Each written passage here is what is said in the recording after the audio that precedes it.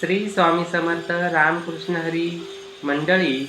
येत्या 14 तारखेला मकर संक्रांत हा सण आहे आणि त्याचबरोबर एकादशी देखील आहे.